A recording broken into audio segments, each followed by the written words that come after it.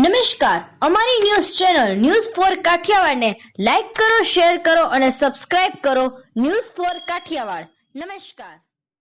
જૂનાગઢના deputy mayor Girishbhai Kotecha અને તેમની ટીમે જૂનાગઢની સરકારી હોસ્પિટલના દર્દીઓને ભોજન અને નવજાત શિશુને કપડાં વિતરણ કર્યું. આજે બુધવાર તારીખ 21 ફેબ્રુઆરી 2024 ના રોજ જે ભોજન આપી રહ્યા છે તે સિવિલ હોસ્પિટલના ગરીબ દર્દીઓને ભોજન મળી રહ્યું છે. તેના સ્પોન્સર છે અમેરિકાના નીરુબેન નટવરભાઈ ચૌહાણ અને ફેમિલી. તેમના દ્વારા તેમના સ્વજન સ્વર્ગવાસી નટવરભાઈ ચૌહાણના પુણ્યાર્થે છે અને ચૌહાણ પરિવાર દ્વારા જે આજનું ભોજન ગરીબોને આપી રહ્યા છે, જેમાં યુકે સેવા સમિતિના કિશોરભાઈ વાઢિયા અને જૂનાગઢથી યતીનભાઈ કારિયાની ટીમ ગિરીશભાઈ કોટેચાની આગેવાની હેઠળ આજનું ભોજન વિતરણ કરવામાં આવ્યું હતું.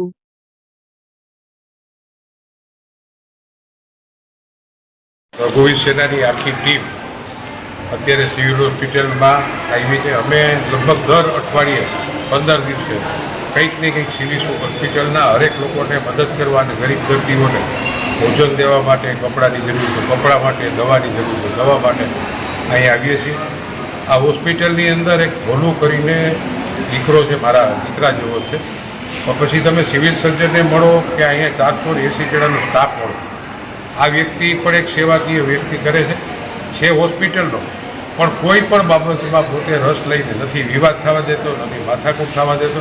બાકી ઘણીવાર આપણને ખબર છે કે 2-4 ખટપટિયા હોય ને તો એ વાત બગાડતા હોય. તો ભોલો ડાયો છોકરો છે અમારી રઘુવીર સેનાની ટીમ, અને ખાસ કરીને અમેરિકાથી નટુભાઈ અને એના ફેમિલી તરફથીને પણ અમને ખૂબ સહાય મળે છે. અને ઈશ્વરભાઈ વાઢિયા એ બેય ભેગા થઈને આજે એમ કીધું ભાઈ, અને અમારી આખી રઘુવીર સેનાને ઇન્ડો આફ્રિકા તરફથી, અમેરિકાથી, લંડનથી જે કોઈ લોકોને દાનપૂન કરવું હોય છે એ લોકો અમારે યતીનભાઈ કારિયાનો કોન્ટેક્ટ કરે. યતીનભાઈને અત્યાર સુધીમાં 1 કરોડ રૂપિયા છેલ્લા 2 વર્ષની અંદર ત્યાંથી લોકોએ મોકલાવ્યા. અમે પણ આ પૈસાનો એક પણ જગ્યાનો દુરુપયોગ ન થાય, જે અહીંથી વિડીયો શૂટિંગ ઉતારીને મોકલીએ અને એ પણ રાજી થાય. ખરેખર એક મહત્ત્વની વાત એ છે કે આપણે અહીંયા બેઠા બેઠા નહીં, જે આપણા દેશના, હિન્દુસ્તાનના, અમેરિકામાં સુખી છે, લંડનમાં સુખી છે, આફ્રિકામાં સુખી છે, આ લોકો ત્યાંથીને પોતાનું કરમ બાંધે છે. ત્યાં બેસીને કરમ બાંધે છે અને એમ કહે કે યતીનભાઈ હું તમને 20 લાખ રૂપિયા મોકલાવું છું, તમે ગરીબ માણસને આપે.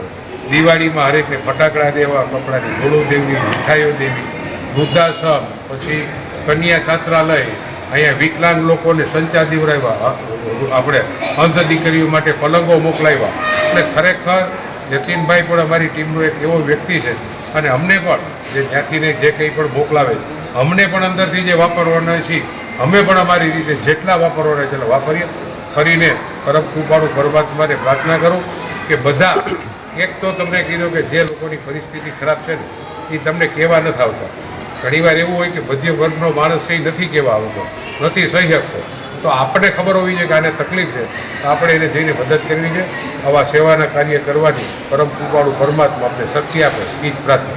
ક્રિશભાઈ, સહાય તો આવે છે, પણ તમને તમારા હસ્તે જે દઈ જે અનુભવ અને જે થાય છે, બાળકોને માની લો કે અહીંયા લગભગ ગરીબ ઘરના લોકો છે એવું મને મોઢા ઉપર લાગ્યું, પણ ગરીબની અમીર લોકો છે એવું કહું તમને.